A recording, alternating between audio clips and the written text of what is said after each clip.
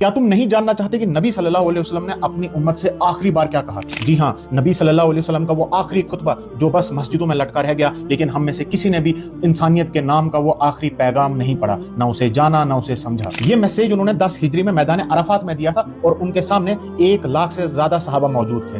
اللہ کی حمد و ثنا کے بعد انہوں نے فرمایا، لوگو میری بات غور سے سنو، میرا خیال ہے کہ میں تمہیں اس سال کے بعد شاید دوبارہ نہ ملوں۔ اللہ کے نزدیک عزت والا وہ ہے جو پرہیزگار ہے، کسی عربی کو اجمی پر یعنی کہ نان عرب پر کوئی فضیلت حاصل نہیں اور نہ کسی گورے کو کالے پر، صرف پرہیزگاری ہی بنیاد ہے۔ پھر فرمایا کہ اے قریش، قیامت کے دن ایسا نہ ہو کہ تم اپنی گردنوں پر دنیا کا مال لے کر آؤ اور باقی لوگ آخرت کا سامان لائیں، اور اگر ایسا ہوا تو اللہ کے عذاب سے میں تمہیں نہیں بچا پاؤں گا۔ یہ نبی صلی اللہ علیہ وسلم اپنے لوگوں کو بول رہے ہیں، ہماری تو بات ہی چھوڑو۔ پھر فرمایا تمہاری جان، تمہارا مال اور تمہاری عزت سیکرڈ ہے، مقدس ہے، پاک ہے، یعنی کہ کوئی اس کو وائلیٹ نہیں کر سکتا۔ فرمایا تمہاری عورتوں پر تمہارے کچھ حقوق ہیں، اسی طرح تم پر بھی تمہاری عورتوں کے حقوق ہیں۔ عورتوں سے اچھا برتاؤ کرنے کے ہمیشہ پابند رہو اور عورتوں کے معاملے میں اللہ سے ڈرو۔ تم نے عورتوں کو اللہ کی امانت کے طور پر حاصل کیا ہے، ان کی عزت کرو، ان کے لیے پرووائڈ کرو۔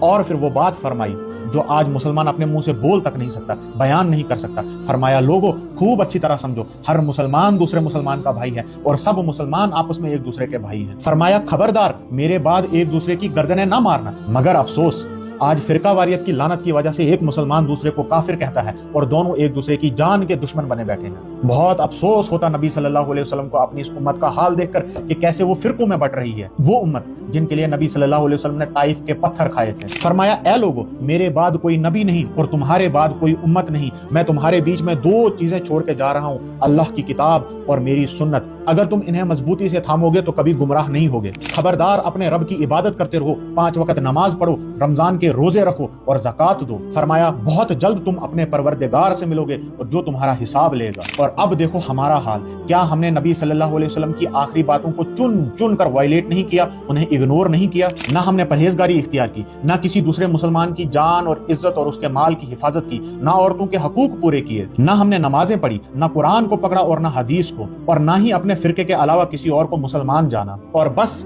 اس دنیا کا بوجھ اپنی گردنوں پر اٹھائے ہوئے ہیں، ایک ایک چیز کو چن چن کر وائلیٹ کیا۔ اس خطبے کے بعد نبی صلی اللہ علیہ وسلم نے فرمایا کہ خبردار، جو لوگ یہاں موجود ہیں وہ میری ان باتوں کو ان لوگوں تک پہنچائے جو یہاں پہ موجود نہیں ہیں۔ میں نے یہ ویڈیو بنا کے اپنا کام کر لیا ہے، اب تم پر بھی یہ فرض ہے کہ تم اپنے نبی کی آخری باتوں کو ہر اس انسان تک پہنچاؤ جو اس سے نا واقف ہے، تاکہ ہم اس پر عمل کر سکیں اور کل نبی صلی اللہ علیہ وسلم سے آنکھیں ملانے کے ایٹ لیسٹ قابل رہیں۔ میرا کام کر لیا، آپ تک پہنچا کر، اب آپ کا کام ہے دوسروں تک پہنچانا۔